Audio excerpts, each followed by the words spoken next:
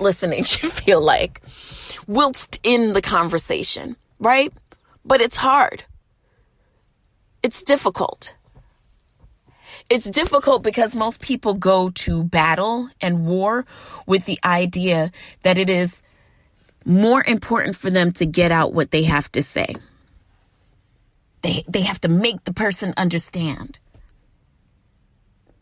You can tell that a conversation's going nowhere when two people are speaking at the same time. But that already is a problem, because at that point, it is not about imparting knowledge. It is about getting people to agree with your viewpoint. The key is to listen to the other person enough to get to know them in an authentic way. That's the key. That's the key. The key isn't to keep talking so that you can get them to be what you need them to be. The key is to listen.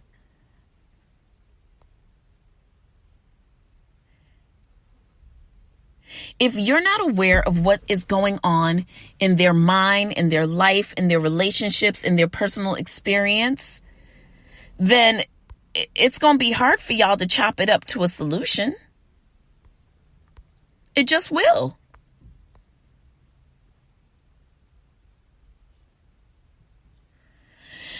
The listening process allows both of y'all to kind of chill.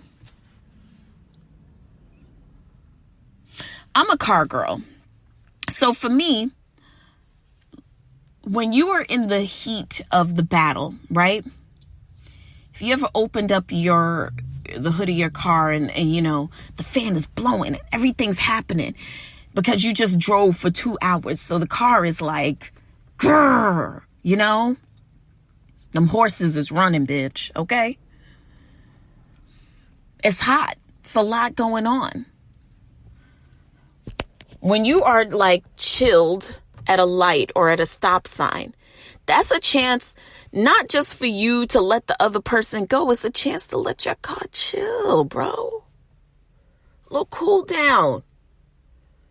Could you imagine if there was no stoplights, no stop signs, and your car was just able to just drive, you just go? Nah, bro.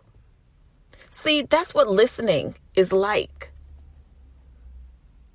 It allows you and the other person to cool down.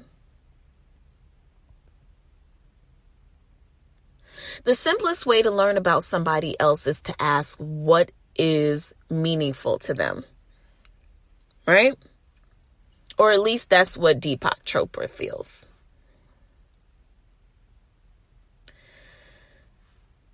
Something that shows you that you are just regular and vulnerable.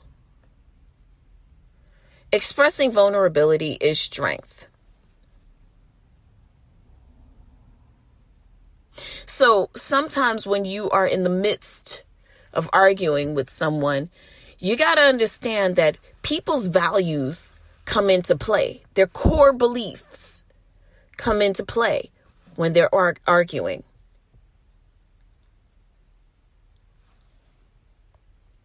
People speak their truth, right? Arguing sometimes is the best way to understand what someone values, how they define themselves. Whether it's about politics, religion, sex, drugs, music. Sometimes arguing is the way to tap in. See, I think we've all kind of, bought into the idea that arguing has to look like a Trump-Biden debate. When in fact, anybody that's ever taken basic elementary school debate knows that there are rules to engagement. Now, you're entitled to your own opinion, but you're never entitled to your own facts. So sometimes when you shut your mouth up long enough, you get to really understand how someone thinks, honey. I never learned anything about anyone by talking about myself. It's in the silence. It's in the listening that you allow people to really just define who they are.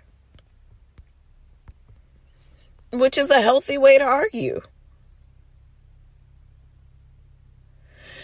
Now, part of arguing is also awareness and a pause. Now, you've listened to the person. You may even understand them. You might even be pissed. But when somebody is feeling challenged, they go into one of three modules, if not all three. They fight, they flight, or they freeze. Now, if you immediately go into those steps, it makes it impossible for you to calm the fuck down. Or to even respond in a way that seems mindful and calculated. We oftentimes think of the word being calculated as something being negative. But being calculated and tactile when it comes to quote unquote arguing or debating, it's not being bad. It's not a negative thing.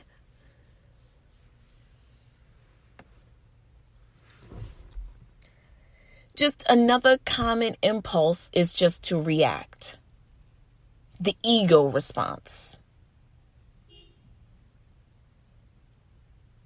So, Deepak Chopra explains it as a reaction that we learn at a young age. That fight, flight, or freeze. He believes that it manifests in 4 variations, either being nice and manipulative, nasty and manipulative, stubborn and manipulative, or playing the victim and being manipulative. So basically, being manipulative, she's the common denominator in all of those. And trust me, I've seen it and I'm seeing it right now. But there are better answers. Deepak Chopra suggests that we tackle a disagreement with insight, intuition, inspiration, creativity, vision, higher purpose, or authenticity with integrity. Now, what that all means is moving past the fight, flight, or freeze and taming the ego enough to advance to the other options. You might call it when they go low, we go high, or the high ground. There are other ways to cultivate these skills besides sitting for a half hour each day meditating. The whole idea is to put a pause between your reaction and the thought of your actions, right? Now, I know that we've been taught that you've got to give it right now. You've got to give the answer right now. Sometimes it's okay to say, hey, you know what? I don't know the answer. Can I have some time? Can I have some time to sit with the bars?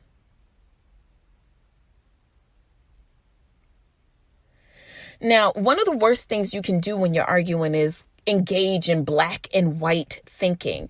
The idea that it's my way or no other way, or the idea that it's your way or no other way, whatever that it is. This whole idea of you're either with me or you're against me is belligerent and aggressive. It's the type of behavior that we often see displayed by Donald Trump. Now, most people wouldn't think that they behave like Donald Trump. Most people wouldn't categorize themselves as being aggressive, belligerent, or ignorant. But let's sit with the facts for a minute. And this ain't no printer, bitch. If you can't even argue without the ignorance of, well, it's a very black and white thought, then already You skewing on the Trump side, bitch, and I think your wig tape is showing. It's like being a 4th grade school ground bully. And honestly, that ain't cute. You should stop. Now, that's where the step before comes in. When you ask yourself, you know what? Let me stop, take a deep breath, and then make a choice. You got to ask yourself, are you going to be nasty? You going to be reactive? Or are you going to be creative in the solution?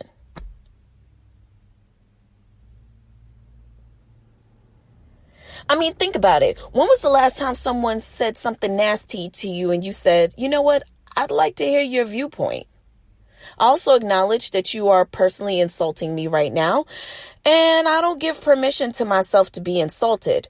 So thank you for insulting me, but now let's declare our values and our action plan for those values and get the personalities out of the way altogether. What a fucking response, bitch. Could you imagine? Let's try it again. Someone says to you, bitch, the real problem is your nasty fucking attitude and you always think you better than somebody. You're not better than nobody, bitch. You a hoe. All right. And your response is, wow, okay. I am interested in hearing your point of view and how you've arrived at it. And I'd also like to acknowledge the fact that what you said was personally insulting to me. And I don't give you permission, or I don't even give myself permission to be insulted. So thank you for insulting me. But now let's declare that our values and our action plan for those values are 2 different things. And let's get the personalities all out the way altogether. Gag, bitch. You want me to say it again?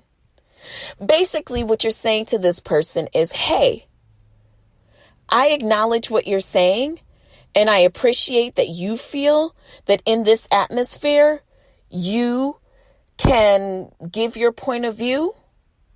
But I also want to acknowledge that you're being personally insulting to me right now. And I don't even give myself permission to insult myself. So while it is not appreciated that you insulted me, I am thankful that you felt that you could. But let's just declare that you and I have 2 separate values. And let's go from there. What a carry, bitch.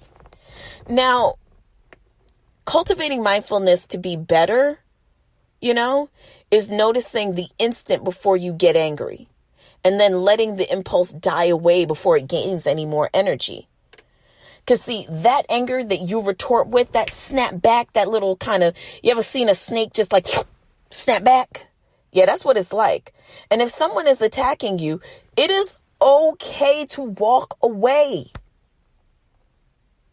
Listen, here's what I know for sure. This is the math. Bullies need victims. Period. You ain't got no victim. You ain't got no bully, bitch. And you can't spend your time trying to prove someone wrong.